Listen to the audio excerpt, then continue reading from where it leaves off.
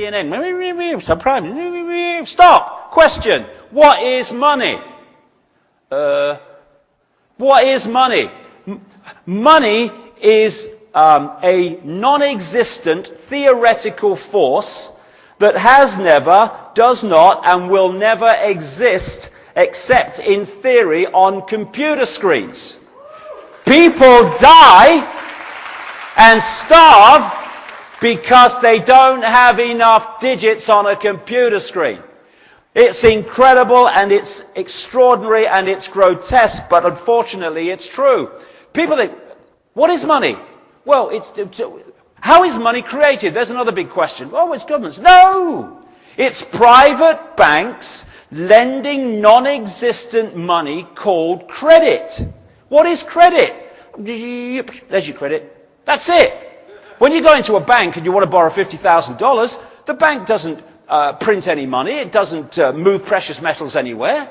It types into your account $50,000, and from that moment, you start owing it not only $50,000, but the interest on the $50,000. And if you can't pay that back through no fault of your own, because the banking system has done what it's just done and you lose your job so you can't pay them back, they get your wealth that does exist, your home, your car, your business, your land.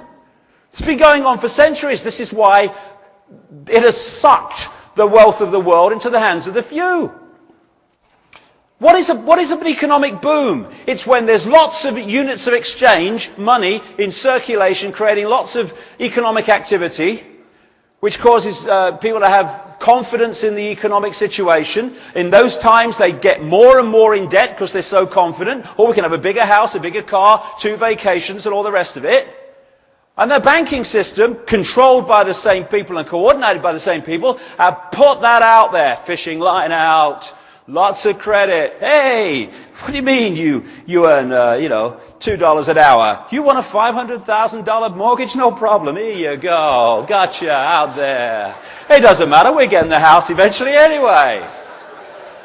And then what they do is they take money out of circulation. They're pulling the bloody line in now. And as they take money out of circulation, oh no, we've got a credit crunch, we can't make loans and give you any more money that doesn't exist and charge you interest on it. Oh no, it's real serious. We haven't got a problem though, because they'll bail us out, because we control them, you see. So, and then what happens if we move over here into a slump or a depression, not because anyone doesn't want to work, not because people want to lose their homes, but because there is not enough units of exchange in circulation for the economic activity to go on that allows them to earn the money to pay back the loans. So now the banks go, thank you very much, I'll have some of that. And the only difference between a boom and a bust is what the private banking cartel has allowed as units of exchange through credit or not through credit. I heard a politician, they all look the same to me. I don't know, I can't tell them apart. They've all got dark suits with heads on and their mouths are moving. That's all I can... Oh, I've seen someone in the last few days. Someone yesterday, some politician or other, said that they had to bail out the banks here with more debt for the people who've already been screwed by those they're supposed to get out of trouble. Main Street cannot function without credit. People can't pay their bills without credit. Big question. What the hell system allows that to be the case? No. So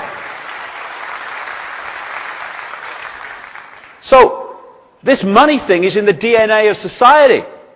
Controls choice and all the rest of it. It controls whether we have shelter or no shelter, and the few control it. So we have Greenspan, starts the old subprime going under his watch and stuff, and off it goes. But the point is, all these banks are being taken over by other banks, and people think, oh, it's terrible for the banking system. Lehman Brothers has gone. Merrill Lynch has been taken over by Bank of America. Oh my God, what's happening? Oh, Bear Stearns, oh, it must be terrible. No, it's terrible for the people in those banks that lose their jobs, yeah. Have families to look after, but it ain't terrible for the system.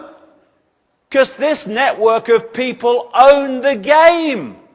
And although the faces within the game may change, the people controlling the game do not change. So they never lose. Oh, Merrill Lynch has gone down. Oh, we own Bank of America. Fine, there we go. This is how it works. God, people only realized in that area of society that doesn't look at this.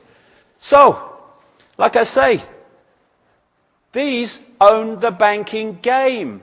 And what goes on inside it, they still own it. They still control it. And they want a world central bank. And they've just taken enormous strides towards it at the expense of the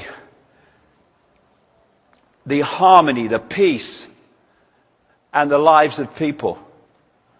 There you go. There's the banking system. There's the world financial system. Las Vegas frickin' casino. That's all it is. It's nothing to do with the benefit of human beings and daily life among the mass of the people. It's just a casino. And this guy, old Paulson, Henry Paulson, he's in old Goldman Sachs, head of Goldman Sachs, when the old subprime thing was going, and Goldman Sachs was massively involved in all that stuff. He then goes through the revolving door between the corporations and government, becomes Treasury Secretary, and then he says, oh, I've got a great idea. Let's give what is $1 trillion and then some to the banks, not least because when I've finished in government, I'm going back through the door into the banking system. And we stand for this. We stand for this. And of course, what is the basis of it? Be afraid. Be afraid. When people are frightened of anything, they give their power away. Oh, isn't it wonderful, however, how many people in this country have said, we don't want this now. We're making strides here. Because the politicians are voting for their shadow people masters. They're voting against the vast number of people in this country that can now see it. It's so bloody blatant. But when people are in fear, they give their power away to that which they think could save them from what they fear. And this embarrassing statement to the nation the other day from Bush, I thought someone had stuck something up his bum, his bloody eyes. He looked terrified. I'm kind of paraphrasing, but this is what he said. Be afraid. Just be very afraid. Lost homes, savings, all that stuff. Just do as we say and we'll save you all. God bless America. Thank you. And that was it.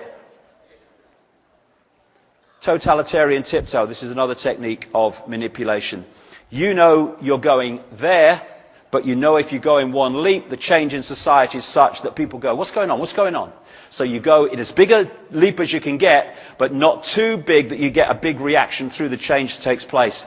And from here, you know where you're going and you just go in steps. That's how a free trade zone became a centralized fascist dictatorship, which is what the European Union is.